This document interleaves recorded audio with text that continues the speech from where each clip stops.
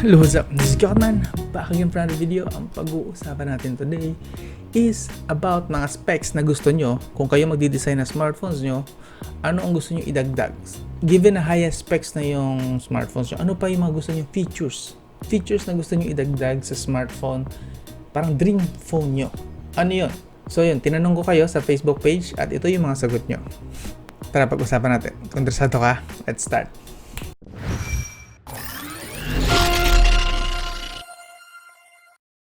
So yan, ito yung tanong. Punta natin, hanapin na lang natin ha. Ito yung tanong.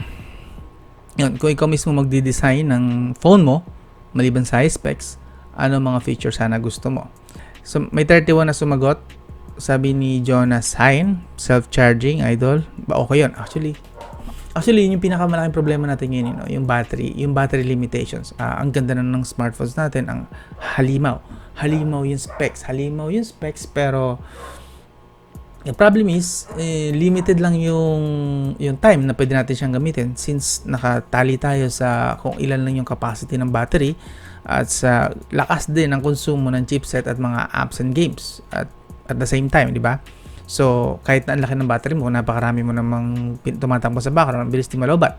So, typically, ang pinakamagandang SOT o screen on time na ngayon na nakikita ko is galing yata kay OnePlus, Apple, at saka umiikot ng around 6 hours screen on time, which is basically kung gamer ka or on the go yung at heavy user ka, madali mo ubos yun. So, self-charging actually ni Jonas Hein is it's a good idea, pero kaso nga lang may apat na tumawa kasi paano kaya yan? Self-charging, anong magiging, siyempre it has to have a source, energy ang kinukonsumo. So, ang pinaka naiisip ko lang dyan is siguro kung self-charging, anong gagamitin mo na source? Pwedeng yung araw, so solar. Kaso nga lang, kailangan na may araw. Paano kung nasa loob ka ng bahay? So useless yun, di ba?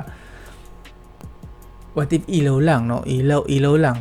So kahit nasa labas ka ng bahay, or nasa loob ka ng bahay, basta may ilaw lang, ilaw ng bumbilya, nakakapag-charge siya, no? Okay din yun.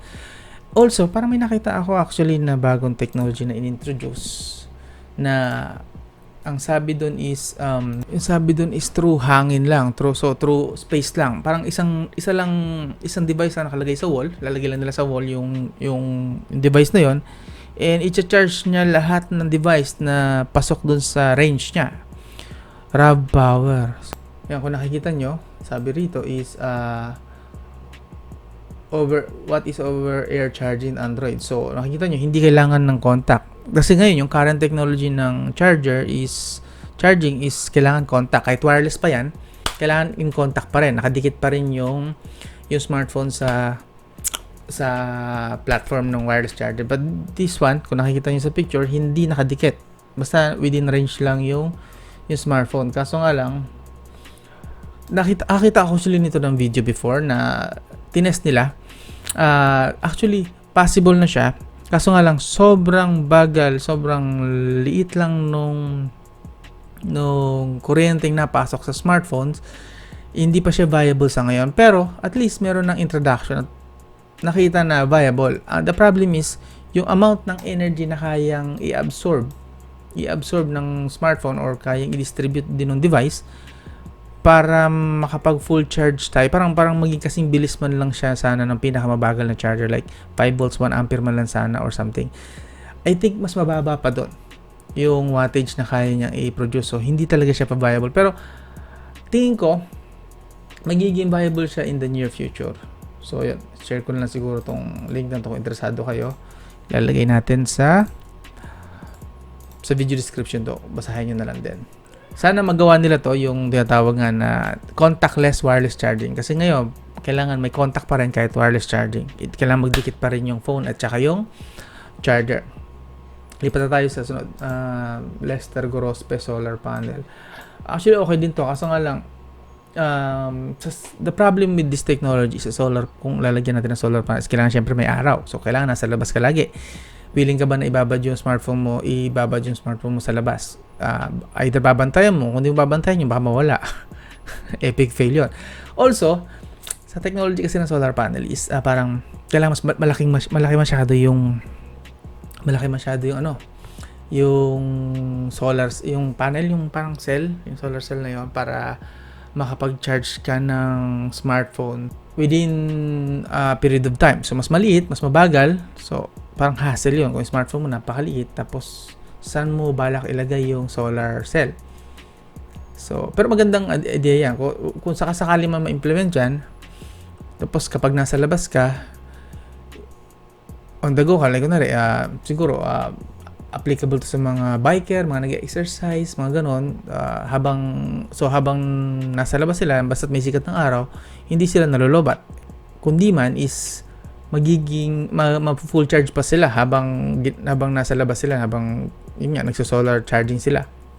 So okay din yan actually, maganda idea yan. Tapos yun, 1,000% ng battery. Well, siguro tutukan nyo is i-multiply yung battery capacity. Sabi ni Abanas Jerison, 1,000%. So ang tingin ko, ang gusto niya sabihin niya rito is yung kasalukuyan na siguro kunwari ang 4,000 mAh ang 100%, i-multiply niya to 10. So may 40,000 mAh battery. Maganda yan, kaso nga lang size limitation naman. Kasi siyempre, panipis at pakaliit ng palitan ang battery natin ngayon or something. Basta panipis ng panipis. So, hindi pa kaya ng technology. Pero maganda sana yan kung 40,000 mAh ang battery. Siguro pag na-implement na yung graphene technology. Kasi since base dun sa napanood kong video na about science is yung isang film lang na manipis kaya niya mag-store ng a couple of hundreds na milliampere. So, kung kasing kapal na ng battery, ng normal na battery, ang graphene, siguro, malapit na sa 40,000 mAh yung kaya niya i-hold. Maybe, pero I'm not sure kung magiging applicable na siya within a few months or even a few years. Baka 10 years pa siguro magiging siya.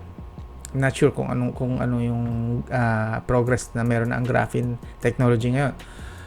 Yun, unlimited load, avoid virus, hindi nalolobat. Yun ang sabi ni Marcos J. De Mesa. Unlimited load. Well, I'm not sure kung papayag ang mga telecom natin, especially dito sa Pilipinas. Siyempre, mga mga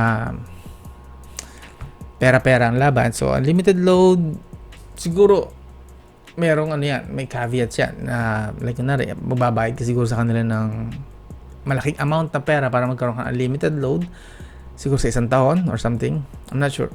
Tapos avoid virus, mangyayari lang yan kapag siguro naging hindi na ina-allow na ni Android, gagaya na ginagawa ni Apple, hindi na ina-allow ni Apple na makapag-install ka from third-party sources or kagaya ng Android kasi ngayon, di ba?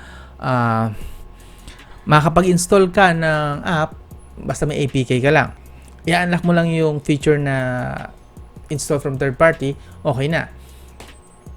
Yun, siguro kapag lumipat si Android sa ganong kagaya ng practice ni Apple na bawal na yung third party, posible sigurong ma-lessen yung virus. Pero even Apple, nalusutan minsan.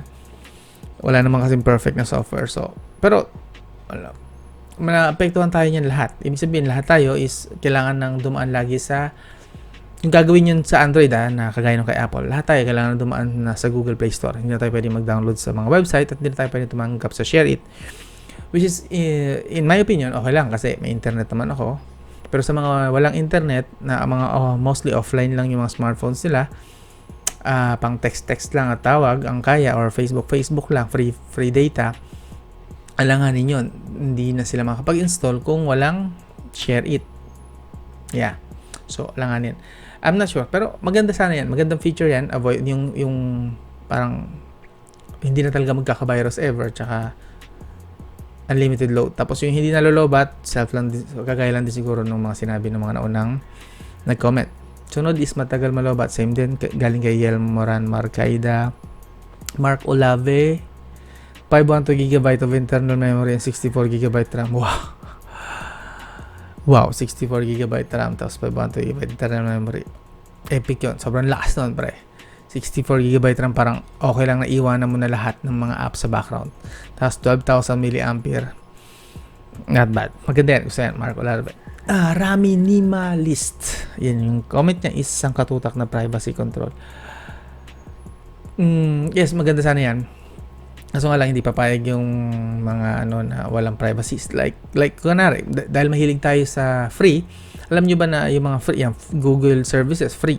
Alam nyo ba na ang mga free apps sa Google Play Store, hindi yun basta-basta free lang. May kapalit yun. Ang kapalit nun is yung data natin, yung access nila sa storage natin. Kung hindi nyo napapansin, kapag katapos mong i-install ang isang apps, Google Play Store man yun o kahit sa ang sources, basta apps and games, nanghihingi sila ng access sa storage natin, sa internal storage natin.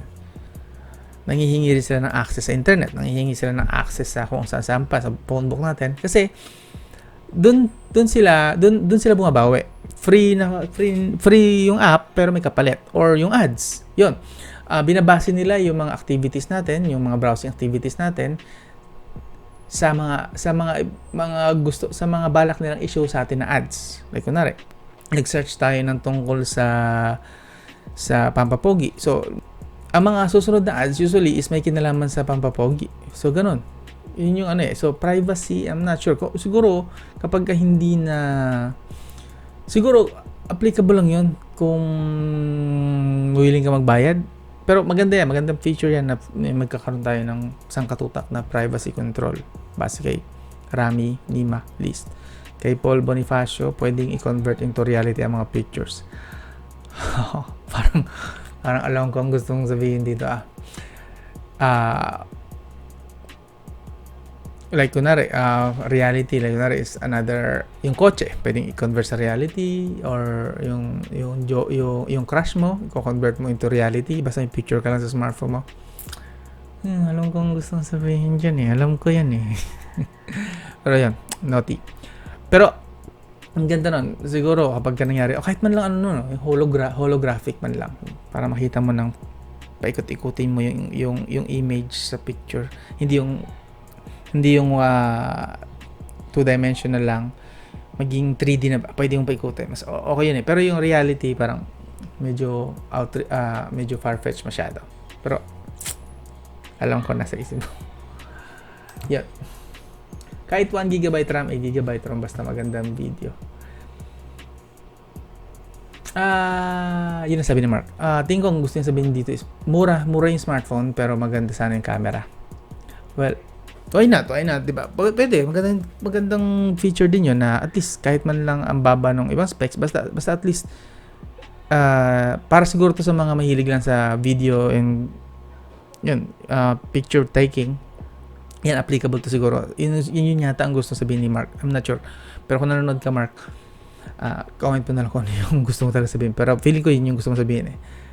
Kay Jerry Torres, sabi, di mababasag ang front kahit mabagsak. Gawin na lang plastic, may matibay pa. Dati no, kaya kahit ilang bagsak to pagana. Yes, maganda sana yun, no? Yung, kasi ngayon, kahit yung Gorilla Glass 5, nababasag pa rin eh. Hindi pa rin na, parang, less scratch na yung magagawa mo sa screen sa Gorilla Glass 5. Ewan ko, may Gorilla Glass 6 na hindi na ako yata updated sa part na yun. Pero, i-scratch pa rin siya. And at some point, kapag nalaglag is, babasagin pa rin eh. So, yeah, I hope ma-invento na nila yun talagang kahit mabagsak, hindi na babasag. Kasi hassle, ang mahal. Isa sa mga pinakamahal na papaayos kapag sira ang smartphone is yung mga screen. So, yeah. It would be very helpful siguro kung talagang makagawa na si Gorilla Glass ng talagang hindi na babasag na screen. Kay Christine so, walang vowel eh. So, sa akin naman, lumipad pag naka-airplane mode. Yung airplane mode niya is, tutukoy niya is literal na airplane, not the no signal mode. Yung airplane mode. So, sure, why not? Kay Meister Jason Santos. Uy, kapatid, kapa-vlogger ko to. Ang sabi ni Brother Meister is dual battery. If nalobat na yung isa, automatic yung isa naman yung gagamitin niya. Pero kusang nag-charge yung isa pang battery, parang only battery. Actually, maganda yun eh. Actually, meron na ngayon eh. Hindi ko alam kung ito ang maunang video or mauna yung video about sa problem with fast charging. Kasi doon binanggit ko yung dual battery na bagong technology ngayon na ginagamit ni ni OnePlus, Oppo, Xiaomi, and I think even Samsung. Dalawa na ang battery sa loob ng smartphone. Pero yung gusto kasi ni brother dito is hindi sabay gagamitin, tapos kapag ka nalobat na yung isa, lilipat sa isa, and yung lobat naman, magcha-charge siya ng kusa. The problem is yung sources. Gaya yung sabi ko kanina, the problem is with unlimited charge is kailangan may source of energy. It has to have a source. So, saan ba siya kuha? Ilaw lang din? What? I'm not sure. Kay Hil Padilla, yung pagpindot ko on more sa continuation ng babasahin ay hindi na maglo-loading. Appear na mga babasahin, tapos may pambura sa mga blur at cartoons na mga magpo-porn sa Twitter na ayaw ipakita mga mukha. Pero yung mga pobreng babae, binubunyang yang nila. Yeah. Ang gusto sabihin niya ni brother dito is automatic loading. Actually, merong ganong mga feature na ang smartphone. Pero I think applicable lang yon, available lang yon sa mga high-end na smartphones since kaya nilang mag-load na agad ng page.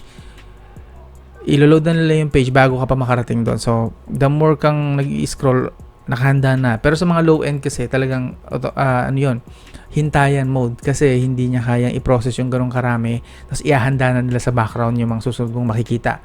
So, sa budget phone, hindi talaga siya nangyayari pa. Pero hindi ko sure kung 100% lahat ng high-end smartphones ganon. Pero alam ko, so basta malalakas ang chipset, matataas ang RAM, kasi kaya nilang i-save na yung mga susunod mong i-view nang wala pa sa screen. Kagaya, ginagawa na to actually ni Instagram, ni Facebook, ni Twitter. Ginagawa na nila yon na ganon. Basta kaya lang ng hardware mo, yung RAM nga at saka yung processing power. And of course, the internet. Kailangan may internet ka para i-download yung data na kailangan para ma-view mo kahit hindi ka pa nakakarating doon sa kakascroll. So yeah. Boss Hill, meron na nito, hindi lang to yata pa available sa mga low end na or entry level ng mga smartphones. Kay Gars naman, 24 hours of charge then 1 week of usage. Actually maganda tong ano niya, no. Maganda to actually. Kung willing ka maghintay ng 24 hours of charge, pero at least kapag ginamit mo na siya, 1 week mo siyang magagamit. Why not? Ang maganda 'yun. Gusto ko 'yun. Pero wag naman sana ng 24 hours. Siguro mga 3 hours, 6 hours. Tapos 1 week gagamitin. Parang okay. Pero 24 hours parang tagal naman nun. Isang araw mo hindi pwedeng gamitin yung smartphone mo. Parang unless lang may backup phone ka, di ba? Pero kay Vincent James Cava, diamond yung screen. Oh, since diamond is hindi basta-basta nabibreak at hindi na-scratch. Maganda yan. Rubber yung likod. Okay, pwede rin para hindi rin nag-ano ng impact. I think yun ang gusto mong nangyari. 48 hours of screen on time. Base sa napapansin ko ngayon na talagang yung battery talagang gusto nyong mag-improve kasi talagang hindi nawawala halos sa inyo ang mentions of battery usage. 10 terabytes memory, lupit. 360 Hz refresh rate, 5 GHz CPU clock speed, deca-core at 64 GB RAM. Ito na yata yung ultimate na smartphone. Siguro mangyayari ito mga 10 years or more from now. Yeah, yan ang mga talagang ultimate na smartphone na tinutukoy ni Vincent James Cava. Kay Alex Briones naman, great software. Sure, lahat naman tayo gano'n eh. Serrano Bongbong, nuclear powered batteries. Uy, in fairness sa nuclear.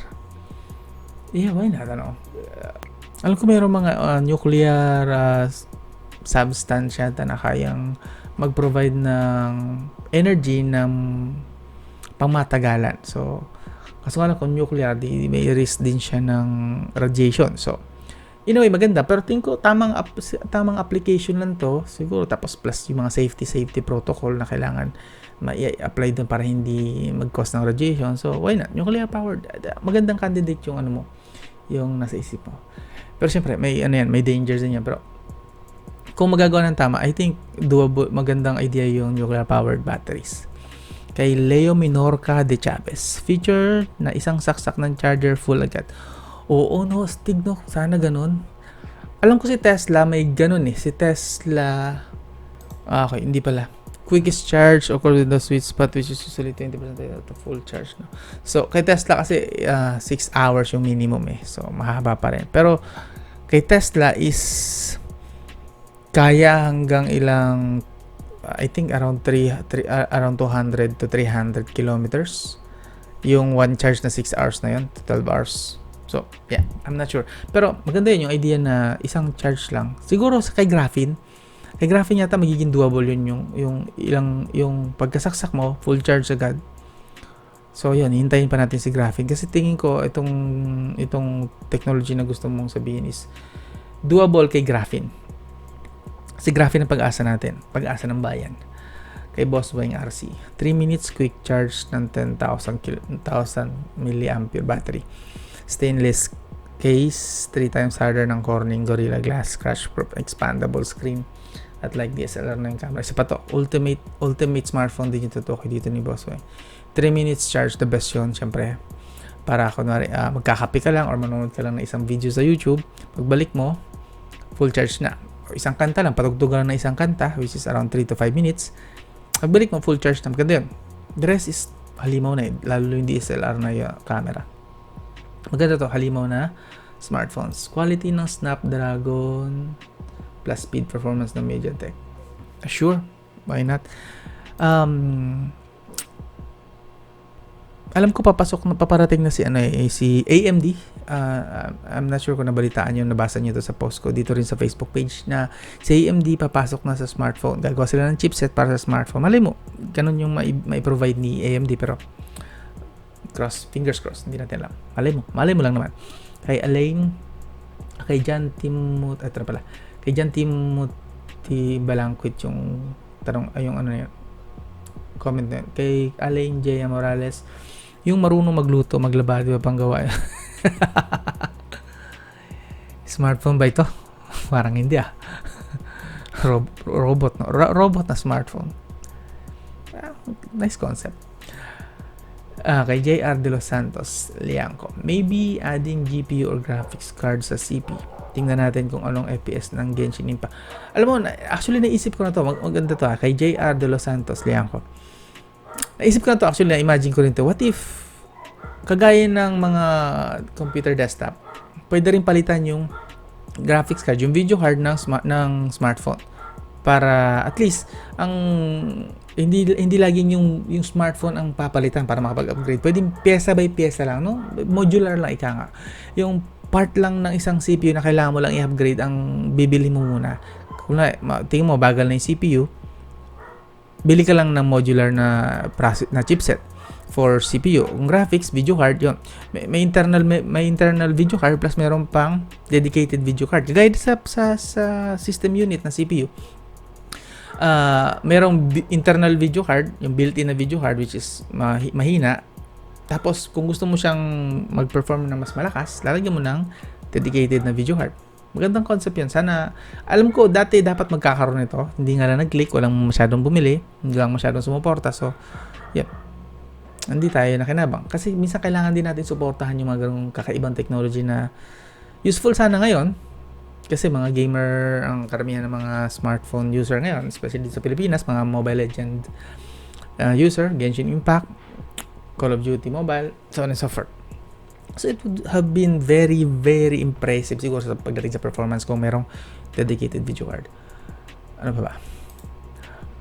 Vince, Android 13 with full super quick lightning fast 20 watts charger and long lasting battery that lasts up to 4 days.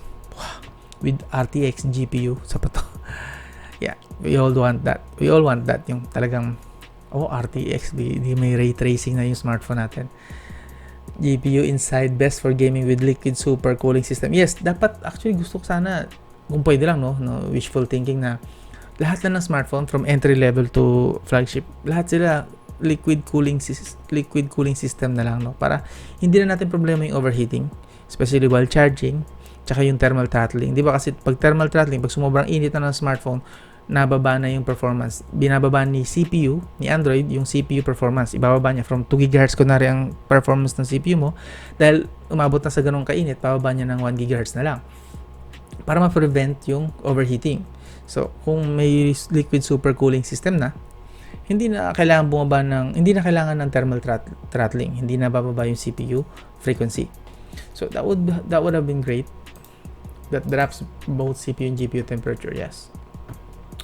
7-inch full Super HD 8K HDR screen. Yeah, mahilig din ako sa phablet size 7-inch. Good yan. Kasi siyempre, mas na-enjoy mo ang pinapanood mo, nilalaro mo kung mas malaki-laki ng konti ang screen, di ba? Kaysa napakaliit na nagkakaram yung daliri mo. Kung malaki yung screen, di ba? Mas malaki yung viewing angle mo, tapos magkakalayo, hindi dikit na dikit yung mo. So okay yung 7-inch pala na screen. 1,500 refresh rate. Wow. With 200 times zoom. 200 times zoom talaga? Talaga ba? Parang ibang gusto mong makita rito. With 12,000 FPS slow-mo. Oh, lupit nun. Mas magiging creative na yung mga videographer sa 12,000 FPS slow-mo. Feature and super night mode. Ooh, yes, that's super night mode. Ganyan. With 68 megapixel macro and depth cam. Oh no, kasi yun ang mga macro lens na nilalagay nila sa smartphone. Usually 2 megapixel lang. Pinakamataas na ito yung 5 megapixel, which is hindi ganun tuloy kataas ang quality ng mga macro shots. Pero kung ilalagay nila 68 megapixel ang macro, wow, super high definition yun. Tapos malapitan yung langgam, pwede mo na makita ng ganun kalinaw, plus pwede yung pang i-zoom. Zoom. Kasi ang laki, 68 megapixel. Why not? Depth. 1 terabyte storage and 16 GB. This is dream phone. Sinasabi ni Vince. Yeah. Ruslan Rostislav. Sorry kung mali ang basa. Battery is 10,000. Screen resolution is 4K. Well, kung 10,000 milliampere yung battery tapos screen resolution is 4K, mabilis din malulobat yun. Uy, palubat na ako. Matatapos na tayo. And Ernie Badual, naka-solar panel. Environment friendly pa siya, boss. Why not? Yun, nasabi na to kanina actually. Gerard Ababat, offline mode, lahat ng social media. Paano mo ka ma-update kung offline? Medyo contradicting yung sinabi mo yun. Pero siguro gusto mong point is parang hindi mo na kailangan mag-load. Siguro mas maganda is ang sinuggest mo na lang is unlimited load, kagaya ng sinabi kanina nung isang ni-comment na kasama natin. Gomer Estanislao. Kay Vincent, yung malakas muna network provider, bagong specs, unstable yung signal. Totoo yan. I agree with you, Vincent. Sana mag-improve muna. Kasi ngayon, sabi nila is nasa around 20 to 30. Tama ba? Or 18. Basta, hindi lalayo ng 20 megabytes per second ang internet speed natin. Sana itaas man lang nila to 50. Kahit 50 na lang muna. 50. 50, ang laking difference. Stable 50 megabytes per second. Lahat ng devices. Smartphone, lahat. That would be very nice. Sana. Gomer Stanislaw, thank you for the wonderful question. Wow. Miss Universe, I prefer a phone where I can do teleportation. Yun and teleportation. Okay, fine. wala akong masasabi doon. Ganda ng mo. Gomer Stanislaw. Jenny, specs, Snapdragon 1000, RAM 64. Yeah, but dream phone. Corning Gorilla Glass 500 pa. Wala nang basagan to. And 20G mobile network. Matagal ba yan? 20G, nasa 5G pa lang tayo. Pero yeah, that's nice. Dream phone. Simple lang yung kayang mag-print ng picture. So gusto mo na may printer yung smartphone. Okay yun, actually. Maganda yan. Hanggang doon lang, palubat na ako. I'm sorry. Hanggang dito na talaga. I hope kahit paano nag-enjoy kayo kahit na trip lang to. And yun, kung meron pa kayong mga gusto idagdag, use the comment section. Alam na natin yan. This is Kyokotman. Salamat sa mga nag-comment. Talk to you again soon.